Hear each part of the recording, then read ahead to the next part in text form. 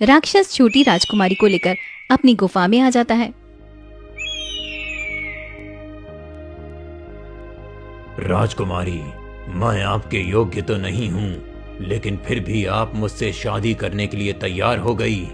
आखिर क्यों? क्या मैं इसका कारण जान सकता हूँ? हमारे पिताजी ने अब तक हमारी सारी इच्छाएं पूरी करी हैं। हमने जो भी उनसे मांगा वो उन्होंने हमें लाकर दिया है। लेकिन जब आज उनके मान पर बात आकर रुकी तो मैं पीछे कैसे हट सकती थी। उनके वचनों का पालन करना ही मेरा कर्तव्य है। उन्होंने जो किया हमारे भले के लिए किया, पर उन्हें क्या पता था कि वो स्वर्ण कमल एक राक्षस लेकर आएगा। इसके लिए उन्हें क्या दोष देना।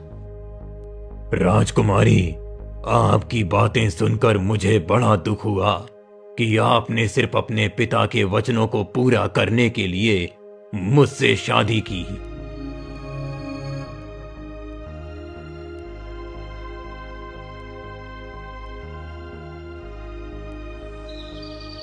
आपसे वादा करता हूँ, मैं आपको कोई तकलीफ नहीं दूंगा। मैं राक्षस प्रवृत्ति का जरूर हूँ, पर आपकी इच्छाओं की पूर्ति करूंगा।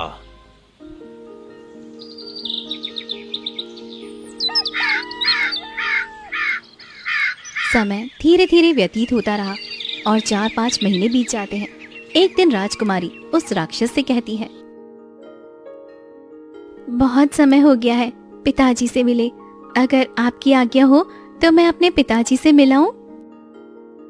कहीं राजकुमारी मुझसे हमेशा के लिए दूर तो नहीं जाना चाहती? नहीं नहीं, अगर ऐसा हुआ तो मैं उसके बगैर नहीं रह पाऊंगा। अरे क्या हुआ? क्या सोचने लगे आप? वो कुछ नहीं। तो मैं जाऊं? ठीक है, लेकिन मेरी एक शर्त है। तुम्हें 7 दिनों के भीतर यहाँ आना होगा। अगर तुमने ऐसा नहीं किया तो शायद मैं तुम्हें जीवित ना मिलूं। नहीं नहीं, ऐसा मत कहिए। मैं 7 दिनों के भीतर आ जाऊंगी।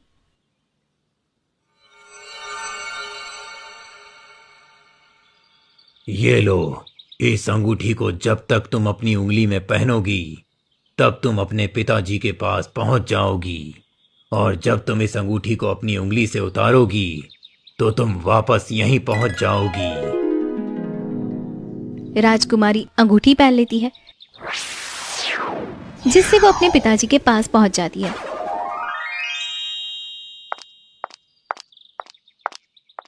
वहां उसकी दोनों बहनें भी आई हुई थी। बेटी, तू आ गई। मुझे माफ कर दे बेटी, मेरी वजह से तुझे उस राक्षस के पास रहना पड़ा, लेकिन अब तू उस राक्षस के पास नहीं जाएगी। नहीं पिताजी, आप गलत समझ रहे हैं। वो तो मुझे बहुत प्यार करते हैं, मेरा बहुत ख्याल रखते हैं। लेकिन फिर भी बेटी, वो है तो एक राक्षसी। पिताजी, मैं वहां पर बहुत सुखी हूँ, आप निश्चिंत रहिए। अरे बहन, ये क्या? ये छोटी तो उस राक्षस के साथ बहुत ज्यादा खुश है, और एक हम है कि हमारी किस्मत इतने बड़े राजमहल में होने के बाद भी हमारे हालात नौकरों वाले हैं और कोई सुख नहीं है हमें वहां पर।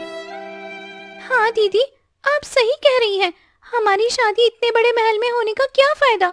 इससे अच्छी तो हमारी बहन की किस्मत है।